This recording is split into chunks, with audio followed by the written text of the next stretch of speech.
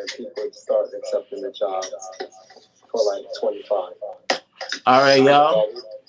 I appreciate the conversation, but let's keep it going. The commercial just ended, so let's do this. One last thing before we go.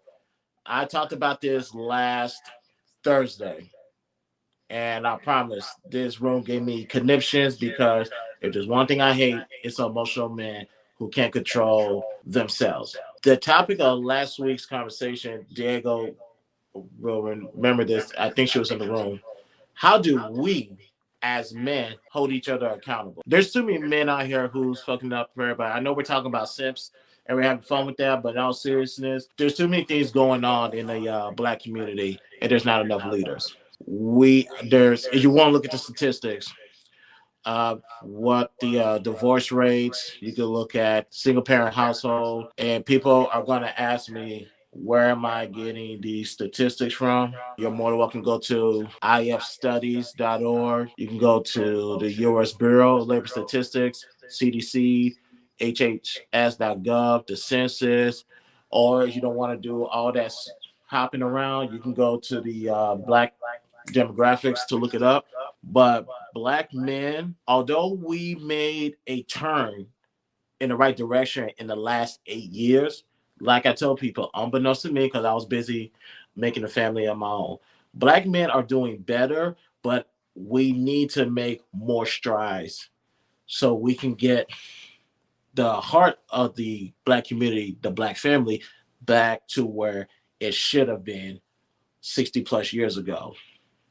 So real quick, I'm gonna talk to Ephraim and I'm gonna talk to Trini real quick.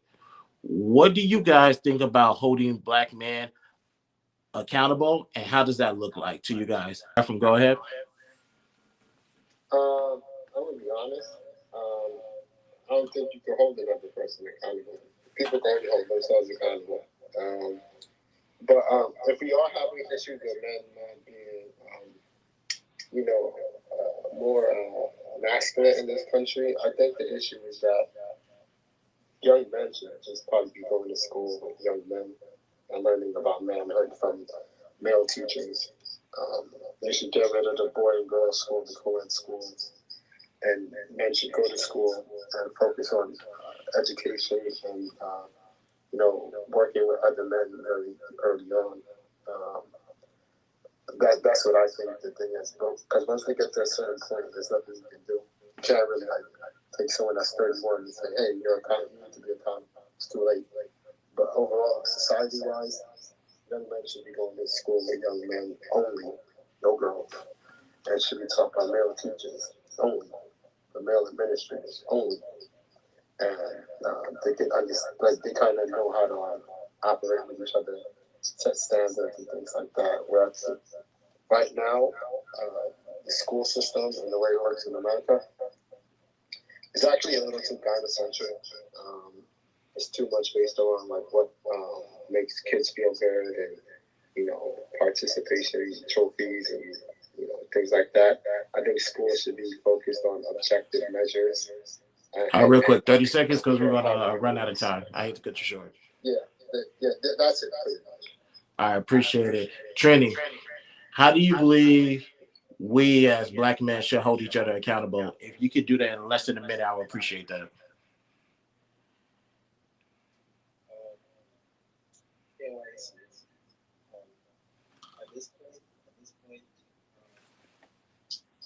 I believe in excommunicating niggas. I think excommunication is it. Until men get it right together. Because,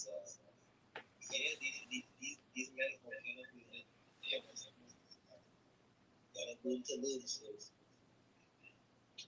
excommunication. So, like our punishment, banished to the shadow of time.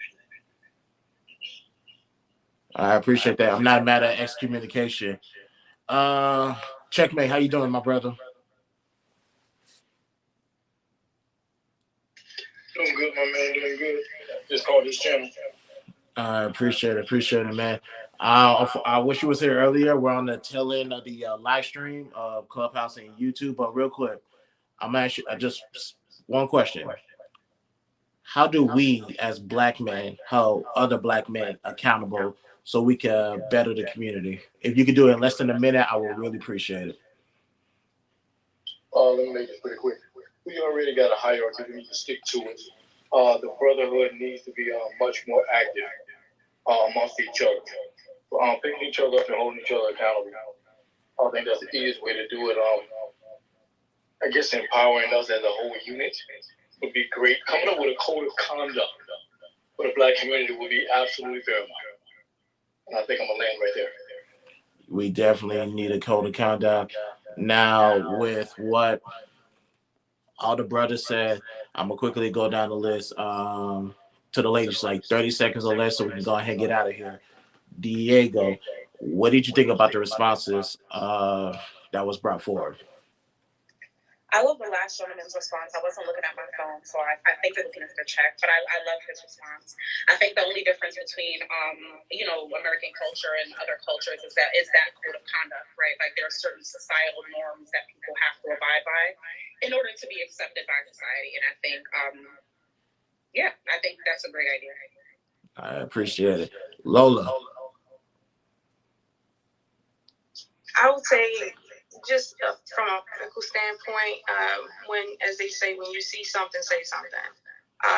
After so many go-rounds of that, the culture natural, and that's where we're coming from. People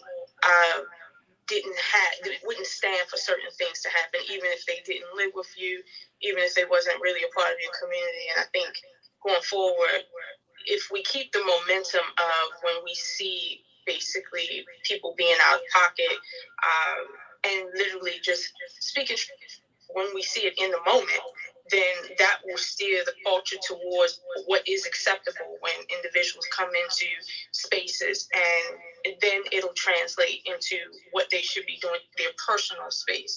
And I feel like over time that'll catch wings and we'll get to a better place. But that's just my opinion. I appreciate that. Tiana, what's your thoughts on it?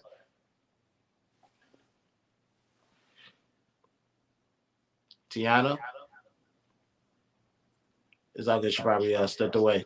Patience, how you doing? I'm good. How you doing, Chris? Great. We talked a lot today, but we're on the last topic for this evening. As men, how do we hold each other accountable?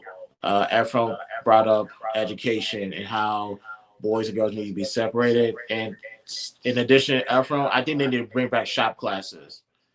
If they bring back shop classes to all schools, teach them how to build things, work on cars, that type of stuff. That way they have a trade after they graduate. Trini brought up exile. Those men who don't want to get with the program need to be exiled from the black community, or just for the most part, be shamed for what they're doing to the community. And Checkmate brought up a code of conduct, like a code that black people live by. I think that's something that all black men need. But just from the outside looking in, what do you think that we need to do to hold each other accountable as the men? I think it's kind of systematic. Like you mentioned earlier about those statistics of the single parent households, a lot of them are raised by women. I feel like men need to start sticking by what they created, they leave a lot of black men leave a lot of black women to raise their black sons. And therefore they're learning everything from a woman teacher to a woman at home. They're not learning anything from men. And then there's men who have all the keys to success and financial freedom, all that, and they'll keep it and they won't share it within their community. So it's kind of like you're just generating the same cycle over and over again. So even if you hold those people accountable with their accountability, they won't know what to do with it because they don't have those certain necessary keys.